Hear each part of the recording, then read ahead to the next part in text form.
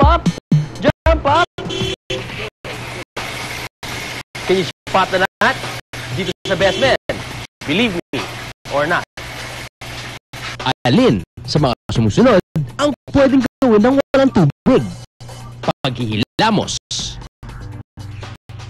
Tubig! Paggawa ng inumin. Tubig! Pagsisipilyo.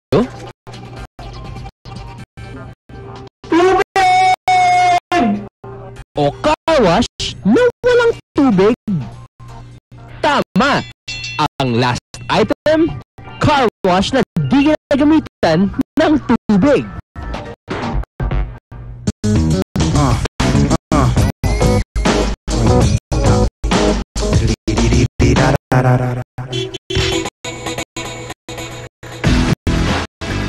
Mga Best Men, ngayong gabi, meron kaming unbelievable story. Waterless car wash. Tingin niyo ba may ganito na? Waterless car wash! Posible. Siguro. Yung may sinisip-sip-sip-sip. Yun, something ganun. Parang vacuum. Oo. Diba, dust lang naman yun. Wala? Kasi paano naging car wash kung wala namang tubig? Paano may wash kung wala namang water? Paano yun? Paano mangyayari? Pwede, basahan. Hindi pre, car wash nga eh. Hugasan mo yung kotse. Siyempre may tubig talaga yun. Kasi car wash nga eh. Imposible po na mag-car wash na wala pong tubig. Car wash na walang tubig? Hindi pwede siyempre. Well, posible magkaroon ng waterless car wash and wax. Ngayon, yung ginagamit po namin solution ng waterless car clean. Galing po siyang sa Australia, no? Ano nga ba naging dahilan? Bakit naisipan gawin ito ng mga Aussie? Matindi po yung drought na dinanas nila. Tagtiyot. Bawal maghugas ng kotse, bawal magdilig ng halaman. So, dahil dyan sa technology na yan, dinala ng isang Australian firm, no, wet waterless car clean, tapos pinaganda pa nila. Kaya ngayon, pupuntahan ko ang Green Rides para masigurado na posible nga ang car wash na hindi ginagamitan ng water. Alright, bibis na ako. Huwag na. Hindi ka na mababasa eh. Waterless. Waterless car wash. Ang Green Rides, ang first ever company na nag-offer ng environmental friendly car wash. Isa sa mga pinakamalaking investment ng tao ay kotse, kailangan po natin alagaan ito ng maigi. Ngayon, sa ginagamit po namin, para ng paglilinis, walang tubig, mas napapangalagaan po yung pintura ng kotse, tumatagal po siya, lalong gumaganda, at nagiging mataas pa rin po ang resale value. Mga Best Men, waterless car wash. Siyempre, hindi pa pwedeng hindi ko susubukan to. Ngayon, ako naman ang magka-car wash. Waterless style. Mayroong tatlong bagay na kailangan mong tandaan sa paggamit ng kanilang produkto. Una, kailangan maihalong maigi ang mga solution ng waterless car wash. No wet. Muna natin ng Promise? seconds No wet? para ma-mix po yung carnauba wax and cowling clay. How many seconds? 20 seconds. 20 seconds. Nga, 20 ah. 20, 19, 18, 17, 16, 20, 15. 20, okay na po. 20 na yun? 20, okay, 20. Okay. Ngayon po, spray po natin ito. I-spray natin yan. Pangalawa ay ang pag-spray ng solution.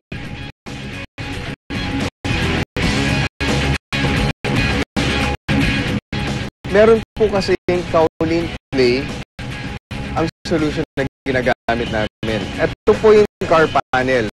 May mga dumi po dyan. Pagka in-spray po natin yung panel, yung mga dumi umaangat. Tapos yung po ang pinupunas. Wala po siyang gas-gas kasi nakaangat na ho siya. Pagka pinunasan po natin, pwede po natin siyang i-buff kasi may kasama din po siyang Carnauba wax. Ang huli ay ang pagpupunas nito with a straight stroke at buffing style.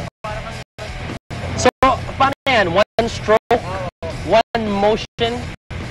So, mga best men, syempre, what you do is, you spray, one motion, and then wax. In, wax out.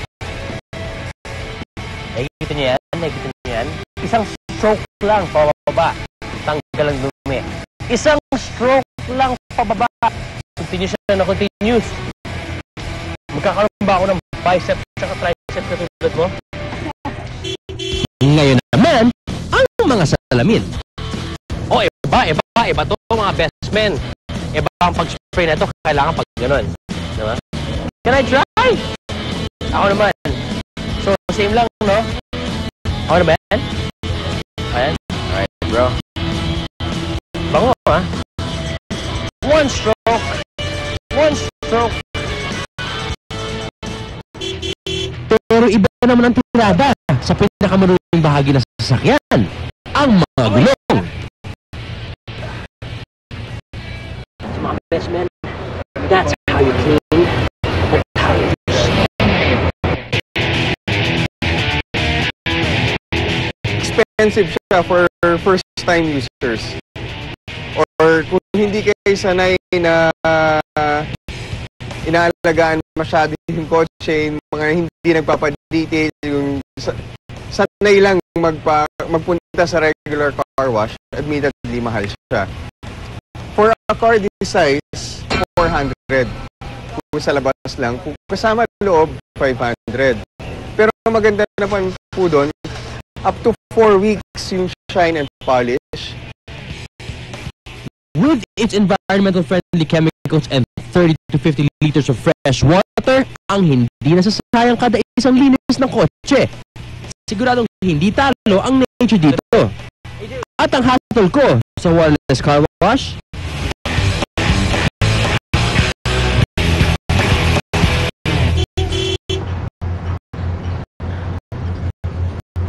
Mga best men, yan ang pruweba na pwede mag-car wash na walang tubig.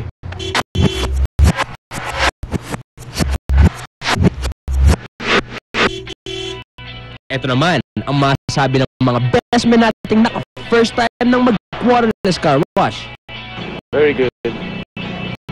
Sobrang makinis, tapos ano naman makakabili tayo sa tubig. Iba kasi pag yung paggamit ng waterless na product nyo, ma-appreciate mo yung kinis ng bago mo, yung kotse mo, ganun. Okay. Compared to, satisfied. Compared to yan, nagamit ka ng tubig, ano? Hindi na. Siyempre ito, mas tayo dito, ano? Wala ng mga tubig, walang kinakalag na, ano? Tapos, parang mas makikita ko ng lumalabas.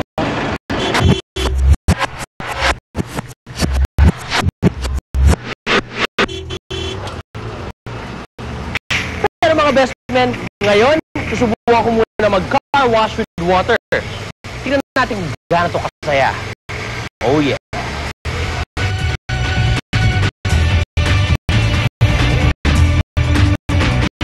Kung kanina pinaliguan namin ng kotse, ngayon naman ay shampoo namin ang kotse.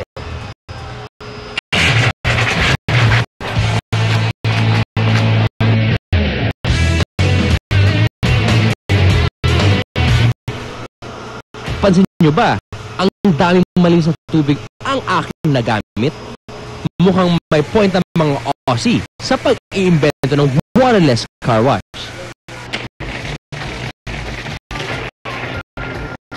Dahil hindi pa sikat sa masa ang waterless car wash, magbibigay ako ng tips kung paano natin gagawin ng car washing with less water.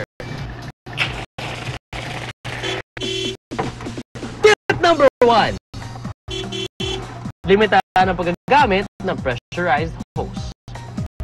Hanggat maaari, gamitin lang ito sa bandang gulong o mahirap abutin na parte ng kotse. Tip number 2. Gumamit ng balde at tabo. Para maging sulit ang bawat buhos ng tubig. Tip number 3. Gumamit ng sabon na madaling banlawan.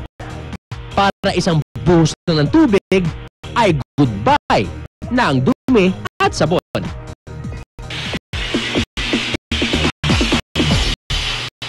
Guys, ano ba yan?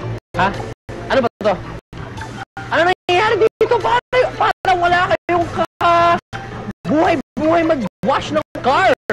Alam mo, lipat niya yung sa kaliwa. Lipat niya yung foam sa kaliwa. Yan. Now wipe.